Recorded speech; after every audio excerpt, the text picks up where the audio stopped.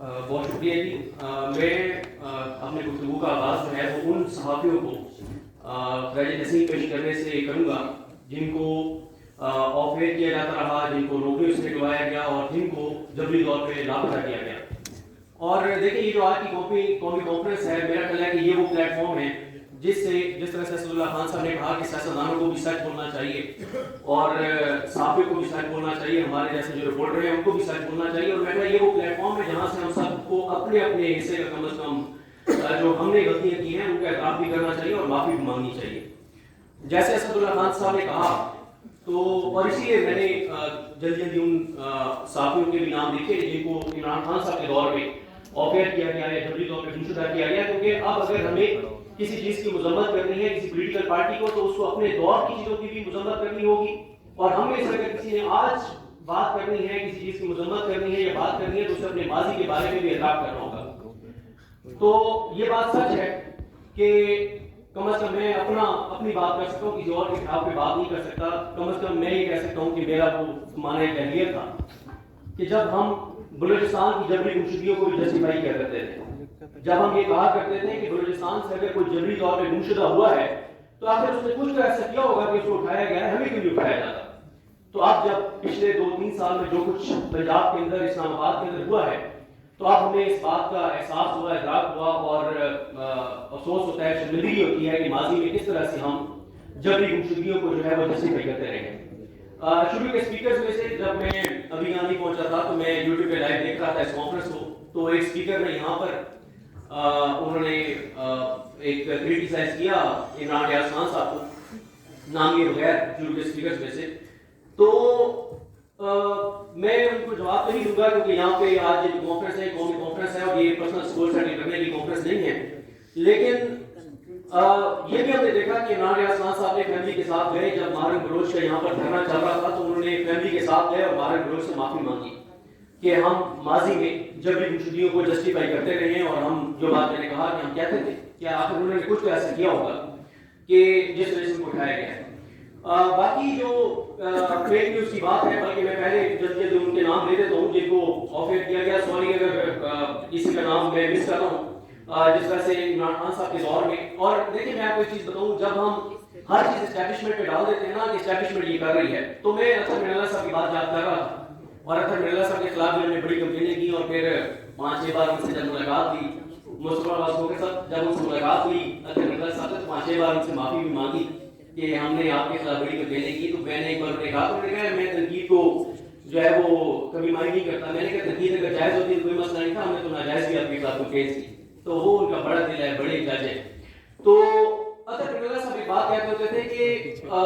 ذمہ دار الٹیمیٹلی جو ہے وہ حکومت وقت ہوتی ہے، پولیٹیشنز ہوتے ہیں جن کے پاس اقتدار ہوتا ہے. یہ بڑا آسان ہے کہ تحریک انصاف بھی آج یہ کہہ دیتی ہے کہ اس وقت ہمارے پاس اختیار نہیں تھا اور جو کر رہی تھی اس وقت اسٹیبلشمنٹ کر رہی تھی اور اس وقت ان کے اسٹیبلشمنٹ کے جو بڑے تھے وہ ریٹائر ہو گئے تو معاملہ ختم ہو گیا، ہمارا کوئی قصور نہیں ہے.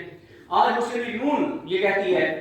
اور آف کیمرہ جب آپ ان سے ملتے ہیں، جب وہ آف دا ریکارڈ بات کرتے ہیں، جب وہ بند کمرے میں بیٹھے ہوتے ہیں تو وہ کہتے ہیں ہم تو کچھ نہیں کر رہے، جو کر رہے ہیں وہ انٹیلیجنس ایجنسیز کر رہی ہیں یا اسٹیبلشمنٹ کر رہی ہے. تو میرا خیال ہے یہ بھی ایک غلط چیز ہے کہ ہم لوگ بھی اس چیز پہ بات کرتے رہتے ہیں کہ اسٹیبلشمنٹ سارا کچھ کر رہی ہے. اسٹیبلشمنٹ کس کے ذریعے سارا کچھ کر رہی ہے؟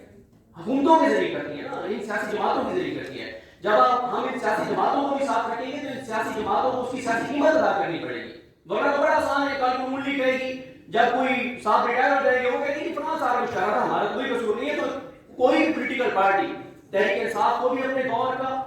اعتراف بھی کرنا چاہیے، معافی بھی مانگنی چاہیے کہ ہاں ہم اقتدار میں تھے، ہم بے اختیار تھے لیکن ہمیں بے اختیار نہیں ہونا چاہیے تھا. اور آج کی جو حکومت ہے وہ اتنی ہی ذمہ دار ہے جتنی اسٹیبلشمنٹ ذمہ دار ہے. جو کچھ کر رہی ہے کس کے ذریعے کر رہی ہے؟ اسٹیبلشمنٹ نے جو کچھ کیا وہ قاضی فاضل کے ذریعے کیا، وہ شہباز شریف کے ذریعے کیا، وہ محسن نقوی کے ذریعے کیا، وہ پیپلز پارٹی کے ذریعے کیا، وہ زرداری کے ذریعے کیا. آج بھی ان سب کے ذریعے ہو رہا ہے، آج بھی جوڈیشری کے لوگ بیٹھے کے ذریعے ہو رہا ہے. تو لہٰذا ان کے بھی یہ بھی اتنے ہی ذمہ دار ہیں جتنی کی ذمہ دار اسٹیبلشمنٹ ہے. تو عمران خان صاحب کے دور میں حامد میر صاحب کو آفیئر کیا گیا، نصرت جاوید صاحب کو آفیئر کیا گیا، عبد اللہ جان صاحب کو آفیئر کیا گیا. اور اب میں یہ جو بات کر رہا ہوں ابھی جو پچھلے 2-3 سال میں ہم نے دیکھا سب سے بڑا تو سامنے ہوا جب بشیر شریف صاحب کو شہید کیا گیا. اور یہ ایک میسج تھا کہ اگر آپ پاکستان میں یہ سمجھتے ہیں کہ پاکستان آپ کے لیے محفوظ نہیں ہے اور آپ دنیا میں کہیں بھی جا کر آپ بات کر سکتے ہیں تو آپ کے پاکستان کی دنیا کی زمین پہ زمین کے تنگ ہے. آپ دنیا میں کہیں بھی جا کر بات کریں گے तो आपको बात नहीं करने दी जाएगी, और अरशद शरीफ साहब शहीद हुए। इमरान रियाज खान साहब जबरी तौर पर गुमशुदा रहे, अभी किस तरह से वो पाकिस्तान से बाहर गए वो पता ही है सबको, और जब कुछ उनके साथ किया गया, पहले गिरफ्तार हुए फिर जबरी तौर पर गुमशुदा हुए और बहुत ज़्यादा उनको तशद्दुद का निशाना बनाया गया। समीर रहीम साहब, अली मकबूल जान साहब, मतीउल्लाह जान साहब और असद तूर साहब हैं जो इमरान खान के दौर में भी उठाए गए और वो अभी पीटीएम और पीएमएल के दौर में भी उठाए गए। उसके बाद मतीउल्लाह जान साहब के साथ साकिब बशीर साहब थे, उनको उठाया गया क्योंकि वो 26 नवंबर को जो गोली चली, जो 79 लोगों को स्नाइपर के जरिए गोलियां मार के बेदर्दी के साथ शहीद किया गया, तो उनकी जो डेड बॉडीज ले जाई गई थी हॉस्पिटल में, तो वहां पे जाके उसकी स्टोरी को काम कर रहे थे, तो इसलिए मतीउल्लाह जान साहब और साकिब बशीर साहब को उठाया गया। आफताब इकबाल साहब को उठाया गया था, अयाज मीर साहब पे तशद्दुद किया गया, जमील फारूकी को लापता किया गया, अभी ज़हीन ज़लाली नौजवान है जर्नलिस्ट है, उनको लापता किया गया, शाकिर अवान को जबरी तौर पर मुस्तरद रखा गया, असद साहब को मैं जिक्र कर चुका हूं, शायद असलम साहब जो है उनको इमरान खान के दौर में जो है वो गिरफ्तार किया गया और अब वो भी मुल्क से बाहर है। आगा शेख सरवर डिजिटल मीडिया पे काम करते हैं, उनको जबरी तौर पर मुस्तरद किया गया, और इसी तरह से अभी काशिफ अब्बासी साहब जो है वो अफेयर है, और जो और ऐसे साथी हैं जिनको अफेयर किया गया, नौकरी से निकलवाया गया, और अब वो उनमें से कुछ मुल्क से बाहर गए हैं, उसमें साबिर शाकिर साहब हैं, आफमीर भट्टी साहब हैं, अब्दुल रशीद साहब हैं, रिश्ते शाम साहब हैं, मीर इजाज़त साहब हैं, बजात एहसान साहब हैं, अहमद नूरानी साहब हैं, और ये बातें तो siyaset.tk अभी भी बंद है, एक बड़ा डिजिटल मीडिया प्लेटफॉर्म है। अली अभी जो उसको रन करते थे वो मुल्क से बाहर है, हसनैन रफीक नया पाकिस्तान पे काम करते हैं, तो उनके घर भी जिस तरह से चार बारी तकद्दुस पामान हुआ, तो बहुत से नाम इसमें से मैं मिस भी कर रहा होगा। देखिए मैं बस इतना कहना चाहूँगा कि अगर जो तहरीक तहफ़्फ़ुज़ यानी पाकिस्तान का प्लेटफॉर्म है, हमारी बदकिस्मती ये है कि हमारे यहाँ जो भी सहाफ़ी तंजीमें होती हैं, जो भी इस तरह के प्लेटफॉर्म्स बनते हैं, एस्टैब्लिशमेंट उनके अंदर से लोगों को मैनेज कर लेती है, उनके अंदर ऐसे कंप्रोमाइज लोगों को शामिल कर दिया जाता है। वरना यकीन करें, अगर आज मैं सबसे पहले अपने सहाफ़ी तंजीमों की बात करूँ, अगर आज सहाफ़ी तंजीमें सहाफ़ियों के साथ सिंसियर हो जाएं, तो मैं आपको चैलेंज से कहता हूँ कि किसी एक सहाफ़ी को कोई हाथ भी नहीं लगा सकता। लेकिन मसला क्या है? मसला यह है कि हमारी सहाफ़ी तंजीमें भी कंप्रोमाइज होती हैं, उनके लोग भी कंप्रोमाइज होते हैं। वो अगर नारे लगा रहे होते हैं, तकरीरें कर रहे होते हैं, तो वो भी किसी की इमाम पर, किसी की अच्छी बात से, किसी की इजाजत से कर रहे होते हैं। आज अगर हमारी सहाफ़ी तंजीमें ये ऐलान करते हैं कि अगर किसी सहाफ़ी को, देखिए गलत मैं भी बात कर सकता हूँ, मैं कोई ऐसी चीज हो सकती है जो कोई कहे कि यार ये फैक्ट्स के मुताबिक नहीं है, ये फेक न्यूज़ है, तो कानून मौजूद है, ये फीता वाले नहीं, दीगर कवानीन मौजूद है, आप कानून के मुताबिक कार्रवाई करेंगे। लेकिन मसला जब भी मुश्किल होगा, आज अगर सहाफ़ी तंजीम ये ऐलान कर दें कि आज के इस लम्हे के बाद अगर किसी को जबरी तौर पर मुश्तदा किया गया या गैर कानूनी तौर पर हिरासत में लिया गया, तो हम डी चौक पे धरना देंगे, सड़कों पर आएंगे, तो एक भी सहाफ़ी को कोई हाथ नहीं लगाएगा। और इसी तरह से तहरीक तहफ़्फ़ुज़ पाकिस्तान है, मैं ये समझता हूँ कि अगर आप इस वक्त पाकिस्तान के हालात देखें, मैं तो ये फरवरी के महीने भी बहुत ज़्यादा ट्रैवल किया, और जब मैं लोगों से जाके मिला हर जगह, तो एक यही उम्मीद नजर आती है कि पाकिस्तान के लोगों में शऊर आ चुका है। पाकिस्तान के लोगों को आप इस्लामाबाद से शुरू हो, आप अंदरूनी सिंध चले जाएं, आप बलूचिस्तान के किसी इलाके में चले जाएं, आप केपीके में चले जाएं, आप कहीं चले जाएं, आप उस इलाके में चले जाएं जहाँ पे बिजली भी नहीं है, उस वहां रहने वाले पाकिस्तानी से भी जाके पूछे कि पाकिस्तान के मसाइल का सबब कौन है, कौन पाकिस्तान के साथ ये सब कुछ कर रहा है, तो उसको भी पता है कि कौन ये सब कुछ कर रहा है। तो ये तो आप सबको पता है, और जाहिर है यहाँ बड़े बड़े नाम बैठे महमूद खान अज़हरी साहब, शाहिद नवाज़ी साहब और असद कैसर साहब। मसला ये है कि सबको पता है, बीमारी का भी पता है, और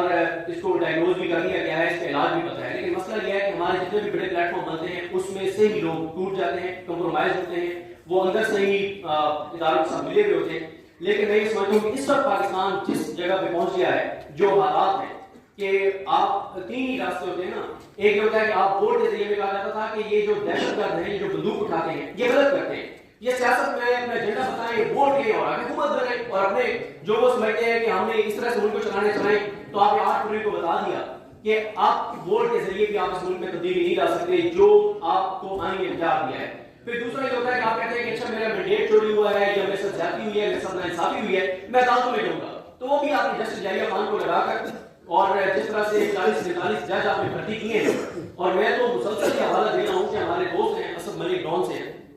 उन्होंने अपने ब्लॉग में इंकशाफ किया कि जो सिंध हाई कोर्ट में जज लगे हैं, उनमें से जजेस से, उन वकीलों से जिनको जज लगाया गया है, उनसे करोड़ों रुपए पार्टी फंड के नाम पे रिश्वत ली गई है। उन्हें कहा गया, गोल साहब, उन्हें कहा गया कि आप ये पैसे जो हमें दे रहे हैं, ये तो 5-6 महीने में पूरे कर लेंगे, आगे तो बचत ही बचत है। जहां पे ये हालात हो, तो वहां पे अदलिया का रास्ता भी, दरवाजा भी आपके लिए बंद हो गया। तीसरा होता है कि आप सड़कों पर आते हैं, वो भी 26 नवंबर को गोलियां मार के बता दिया गया कि अब हमने فتح حاصل کر لی ہے کہ 79 لوگوں کو ہم نے گولیاں ماری پر کوئی نہیں نکلے گا. تو میں یہ سمجھتا ہوں کہ اس وقت تحریک تحفظ یعنی پاکستان جو ہے یہ پلیٹ فارم پاکستان کی بقا کے لیے، سالمیت کے لیے، پاکستان کے فیوچر کے لیے ایک بہت زبردست پلیٹ فارم ہے جس میں صحافی بھی اس میں آ سکتے ہیں، ڈیجیٹل میڈیا والے بھی آ سکتے ہیں، سب آ سکتے ہیں. لیکن مسئلہ یہ ہے کہ اگر تحریک تحفظ یعنی پاکستان کے لوگ اس ملک کے ساتھ مخلص ہوں، اگر وہ کمپرومائز نہ ہو، اگر صرف یہ تحریک تحفظ یعنی پاکستان پہ، تحریک تحفظ یعنی پاکستان کے بہت سی شخصیات سے بات ہوتی ہے تو وہ کئی شخصیات مختلف لوگوں پہ وہ فلاں یہ دیکھیں فلاں پارٹی پیچھے ہٹ رہی ہے، فلاں پارٹی پیچھے ہٹ رہی ہے، کوئی پیچھے ہٹتا ہے اس کو ہٹنے دے. لیکن اگر یہ پلیٹ فارم تحریک تحفظ یعنی پاکستان کا پلیٹ فارم جو ہے وہ اگر ملک کے ساتھ مخلص ہو کر، پاکستان کے لوگوں کے ساتھ مخلص ہو کر یہ موومنٹ چلاتا ہے تو میرا خیال ہے کہ کروڑوں پاکستانی اس موومنٹ کے ساتھ ہوں گے. ابھی کیونکہ لوگ اصل میں نا اعتبار نہیں کر رہے کسی پہ بھی، لوگوں کو لگتا ہے کہ ہر پلیٹ فارم ہر سیاستدان کمپرومائز ہے اور یہ بعد میں دھوکہ دے جائے گا، کوئی چائے کے لیے چلا جائے گا تو کوئی کسی اور کام کے لیے چلا جائے گا. تو اس لیے لوگ اعتبار کرنے کو تیار نہیں ہے. لیکن جس دن لوگوں کو یقین آ گیا کہ تحریک تحفظ یعنی پاکستان کی قیادت پاکستان کے ساتھ مخلص ہے تو اس دن کروڑوں لوگ اس موومنٹ کے اندر شامل ہوں گے، اس کے ساتھ ہوں گے. اور میں خیال ہے کہ تحریک تحفظ یعنی پاکستان کا جو پلیٹ فارم ہے، جو اس کا ایجنڈا ہے، جو اس کی گفتگو ہے، یہ پاکستان